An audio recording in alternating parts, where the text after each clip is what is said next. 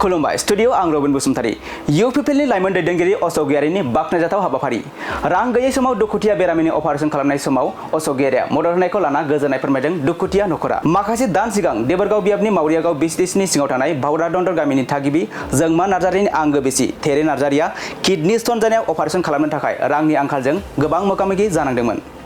मख'नो गोनांदि दुखुथिया नखरनि सुबुंफोरा रांनि आंखालाव खाराव-माराव जानाय समाव गामिनि सुबुंफोरा इउपिपिएलनि लाइमोन दैदेनगिरि अशोक गयारिनो खौरां हरनाय लोगो लोगोनो बिथाङा गावनिफ्राय जेसे हायो मदद खालामनानै क'क्राझारनि बेसरगाव मेडिकेल कलेजाव बेरामिखौ गाहामैनो अपारेशन खालामनानै लाबोनाय जायो। दिनै बिथां अशोक गयारि बिथांनि मदद होनायखौ गाहाम देहा फारसे फैफिननाय थेरेन नार्जारिया गोजोननाय फोरमायो। लोगोसे गामिनि रायजो राजाफोराबो अशोक गयारि बिथांनि बेबायदि सुबुं अनसायनाय हाबाफारिखौ बाख्नायनायजों लोगोसे फैबाय थानाय समाव जेब्लाबो बिथांजोंनो थागोन होनना खौरां बिजोङाव बिबुंथिनि गेजेरजों आं थेरे नार्जारि गामिया बावरा दन्दर आं बेमारियाव बिदिनो अन्थाइनि सोमोन्दै बेमारि जादोंमोन ओमफ्राय जोंहा सार गयारिनि अननायाव आङो अन्थाइखौबो अपारेशन जाबाय आं मोजाङावबो जाबाय आं थाबायनोबो हाबाय जानाय लोंनायावबो आं जानो हाबाय आरो जेबो डिफेक्ट गैया।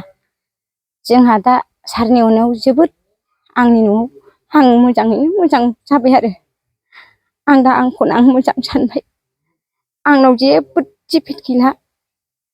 सारा आंखौ इसिबां हेफाजाब होनानै अनदों आं गैयै न'खरखौ बिराद मोजां मोनदों आंनि देहायाबो मोजां जाबाय आरो आं गासैयावबो थाबायनो हाबाय आरो आं थांनोबो जानो हादों दासान्दि जेबो गैला आं देहाखौ आं जोबोद मोजां मोनदों सारनि अननायजों लोगोसे आंनि न'खराव आंहा जेबो गैयामोन थाइसेबो रां थाखा सारा आंखौ जोबोद मोजां मोनो आंनो सारनि अननायाव जोबोद मोजां देहाखौ फोसाबना लानो हादों आं बेखौनो बुङो।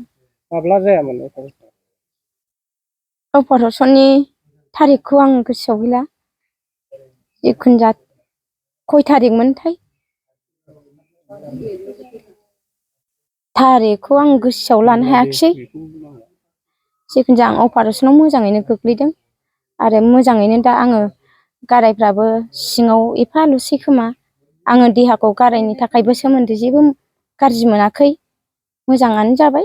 जोंहा सारनि अननायाव सार गयारि सारआ आंखौ जोबोद अननाय आरो जों अननो रोङाबाबो जों सारखौ बेसिबांबा अनना सारा जोंखौ अननानै जोङो गोजोनथाव खालामनानै होबाय आंनि बेनो सारनिसिम अननाय सारा जेसेबां अनदों सारखौ एसेबां सापर्टआव होबाय आरो बिथाङा मदद खालामदों माब्ला बेसेबां बेरामाव गोग्लैदोंमोन आरो माबायदि अनसुंथाइ होनानै दिनै बेरामिया माबायदि थासारियाव दङ?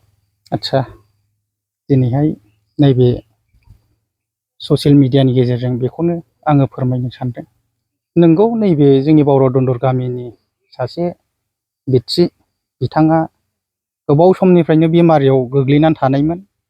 बिथाङा न'खरा सैरोखोम जोंबो गामिनिफ्राय जेबो अनुदान हरनो हायाखै बिथांनो जोंनि गामियाबो सैरोखोम हिसाबै दा बे बेलायाव बिथाङा आगष्ट'नि 11 थारिखआव बेसरगावआव एडमिट जाहैदोंमोन।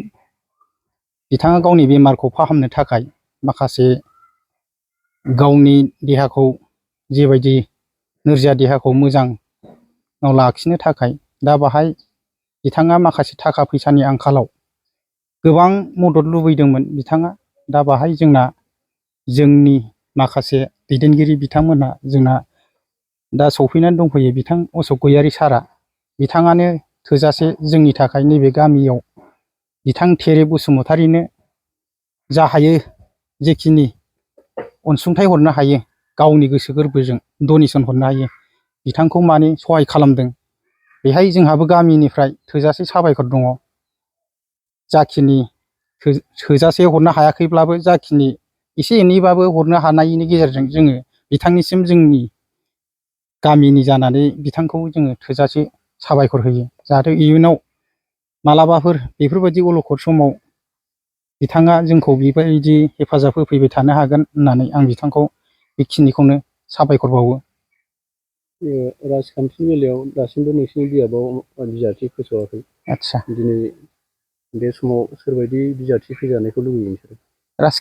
राजखान्थिनि बेलायावथ' बेनो माने जोङो दा लुबैयो जायनाखि माने जोंनि बे ओनसोलाव जोंनि पाब्लिकनि गांनाय उखैनाय मोजां गाज्रि न'खरनि हाल साल आरो समाजनि मोजां रोखोम नायनो गोरों दैदेनगिरि बेखौ जोङो लुबैयो। दा जों जेरोखोम जोंनि नैबे औरादन्दर गामियाव थेरि बिथांखौ सहाय खालामफैदों, थिग बेबायदिनो मानसिया जोंनि थाखाय सहाय खालामोब्ला सापस जों बेखौजोंनो जों हेफाजाब होगोन होननानै जोङो गामिनि जानानै आङो मदद खालामो।